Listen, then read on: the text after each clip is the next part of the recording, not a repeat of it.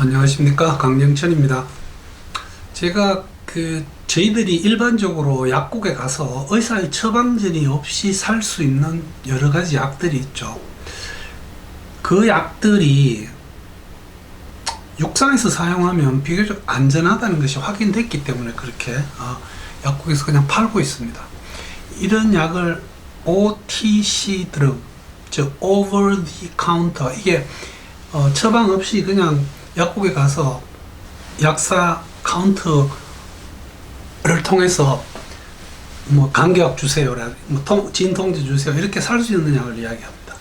그럼 과연 이 육상에서 안전하다고 인정되어 있는 이런 약들이 과연 다이빙 할 때도 별 신경 쓰지 않아도 될 만큼 안전할까?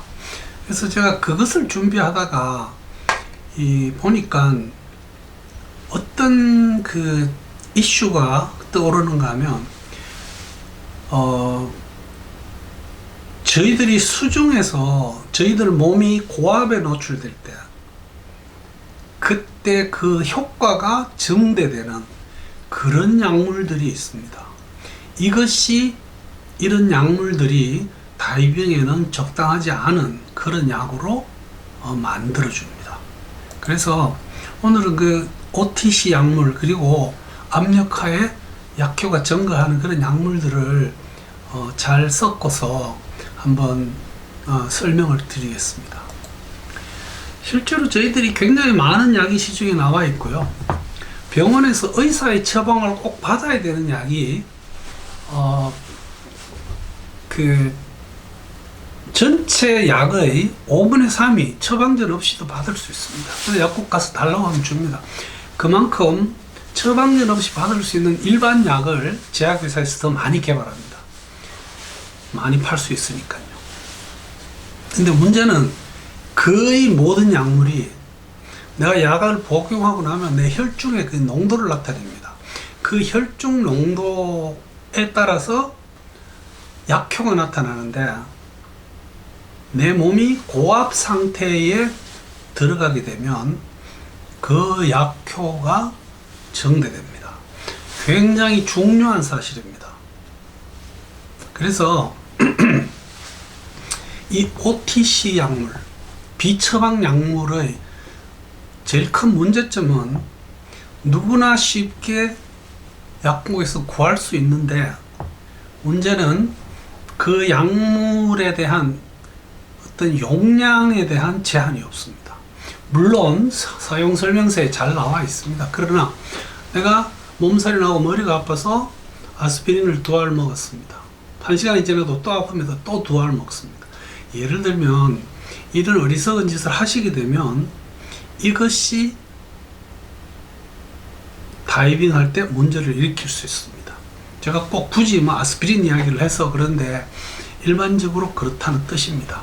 거기에 비해서 병원에서 처방하는 약의 경우는 의사가 문진을 하고 거기에 해당되는 약을 처방을 합니다. 그때 저희들은 물어볼 대상이 생깁니다.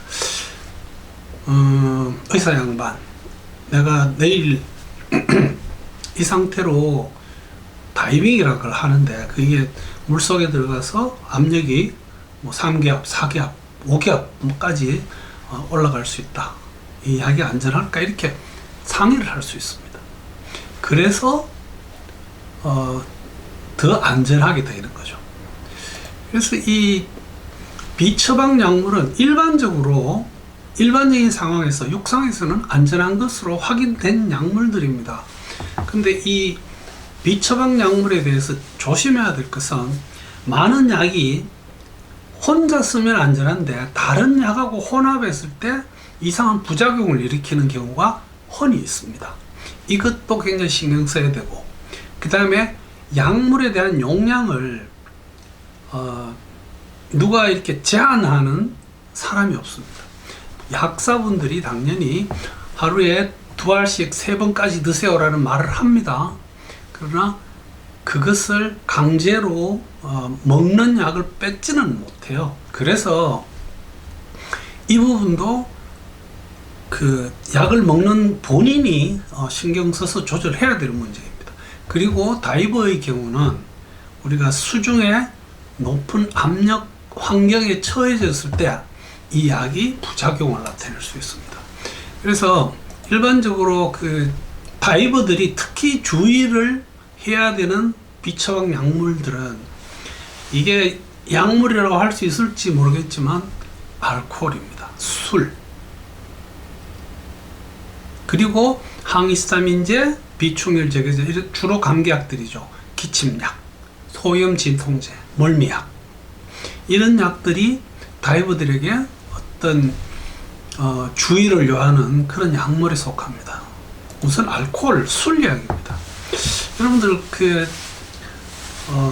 서해에서 배가 빠지는 사건이 났을 때 저희들이 필리핀 사방인가에서 테크니컬 다이빙의 거장으로 되어 있던 어떤 분을 초대해서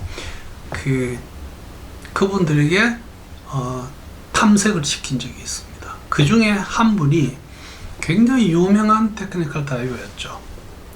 이분이 물속에 들어가서 이상한 행동을 하더니 혼자서 막 킥을 하고 가버렸다 그럽니다. 이것은 같이 입수했던 버디의 카메라에, 그 다음에 버디가 목격한 그런 내용입니다.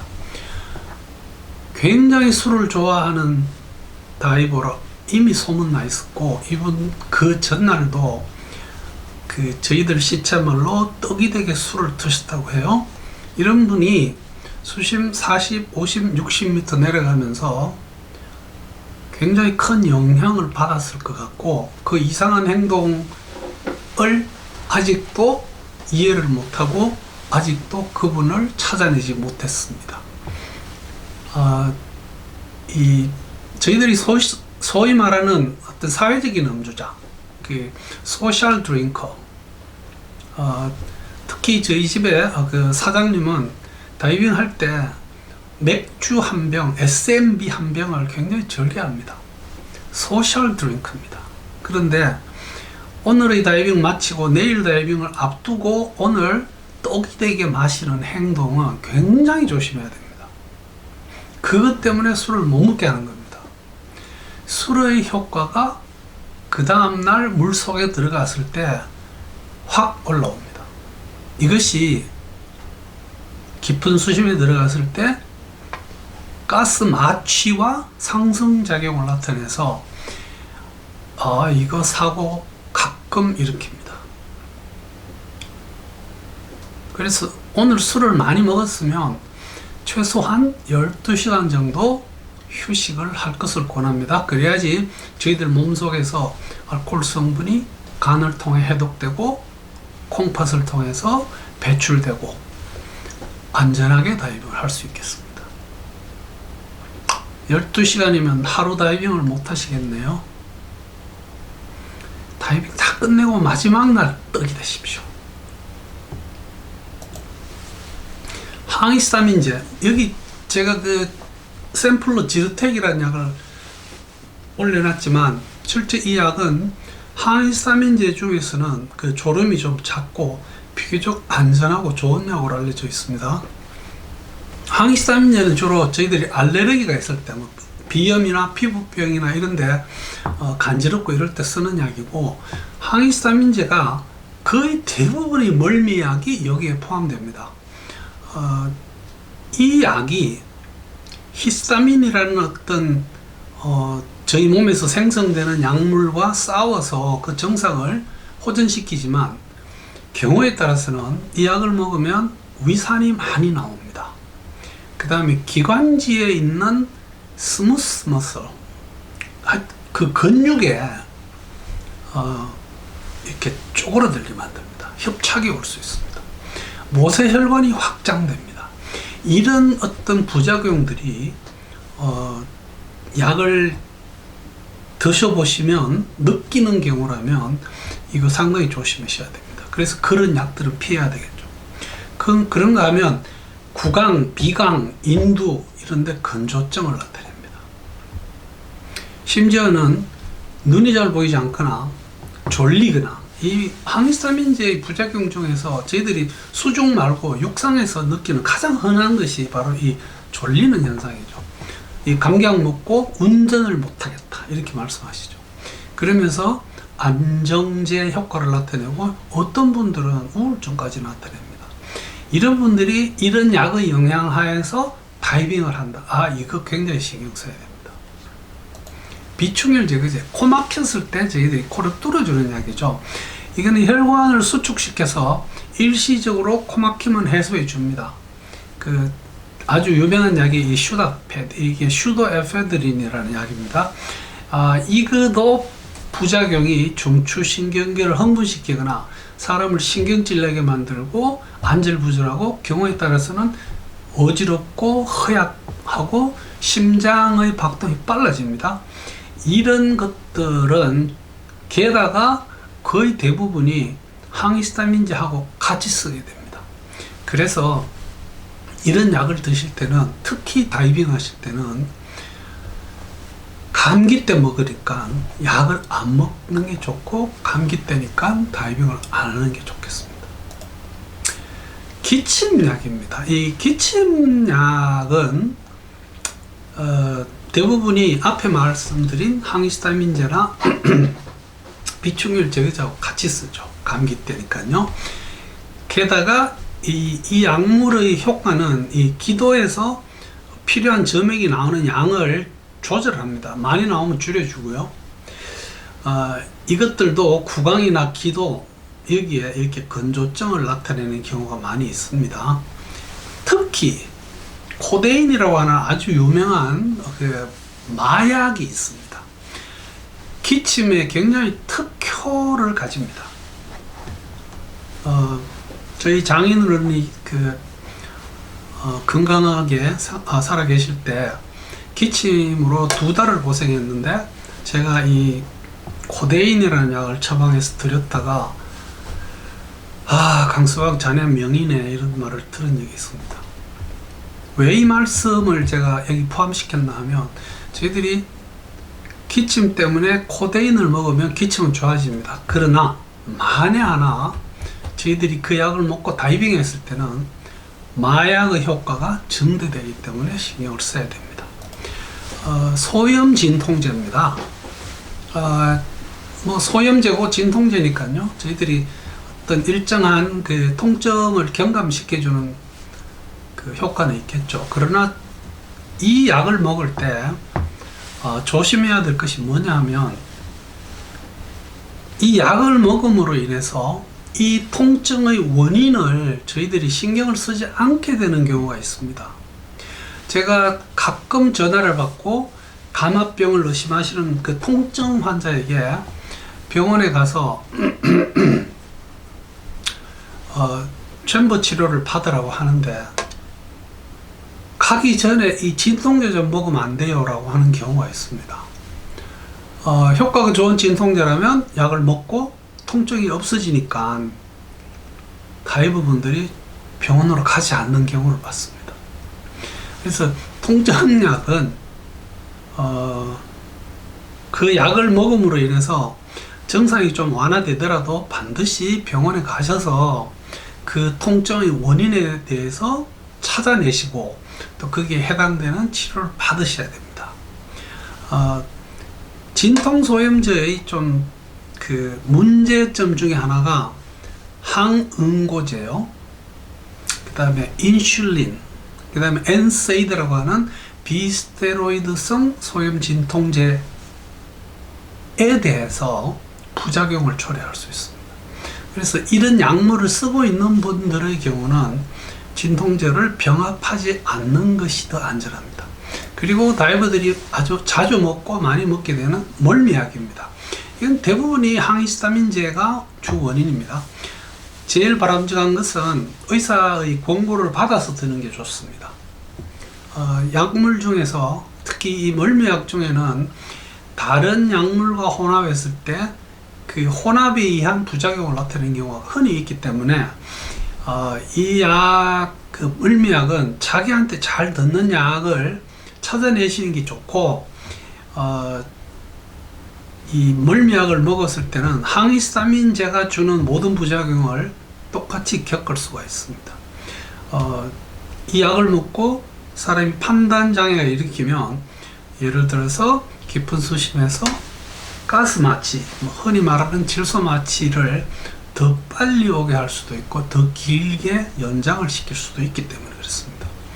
그래서 지금 그 멀미약 중에 유명한 게 태국 멀미약 이렇게 이야기하고요. 어떤 분들은 일본 멀미약이 좋다 이렇게 이야기합니다. 다 똑같은 약들입니다. 국산 멀미약도 본인한테 맞는 것만 찾아내시면 대부분은 괜찮습니다. 그래서 이 멀미약을 선택하실 때 조금 주의를 기울이셔야 됩니다. 우리가 압력이라는 건요, 중추신경계에 효과를 나타내는 모든 약물은 주변압이 올라가고 질소의 부분압이 올라갔을 때 그 약효가 높아집니다. 제일 심한 것이, 또 제일 걱정되는 것이 바로 술입니다.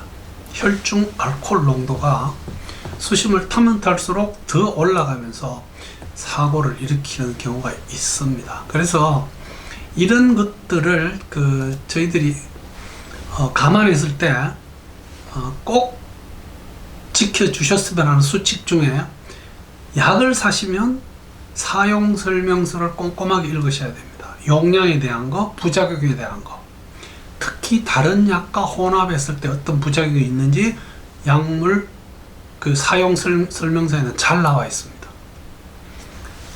몸이 아플 때는 그냥 내가 알아서 약 사서 드시는 것보다는 병원에 가십시오. 저희 나라 의료보험 제도에서 한 번 방문했을 때 첫 방문 5,000원, 그 다음부터 4,000원, 이런 식으로 굉장히 보험이 잘 되어 있습니다. 그래서 병원에 가셔서 의사하고 꼭 상의하셔서 그렇게 약을 받도록 하십시오. 내가 이 약을 꼭 먹어야 되는, 앞에 적어놓은 여러 가지 약들 꼭 먹어야 되는 그런 몸 상태 때는 다이빙을 좀 쉬시는 게 좋겠습니다. 그리고 이 모든 것들이 결국은 본인의 안전과 본인과 함께 다이빙하는 버디 혹은 전체 팀원을 고려했을 때 이 전체의 즐거움과 안전을 다 염두에 두셔서 내가 다이빙해도 될지를 고려하십시오. 그래서 이렇게 모두가 행복한 다이빙을 함께 즐길 수 있기를 기대합니다. 그래서 오늘은 비처방 약물에 대해서 이야기하면서 이 수중 압력이 높아졌을 때 약물의 효과가 증가한다는 제목으로 말씀드렸습니다. 감사합니다.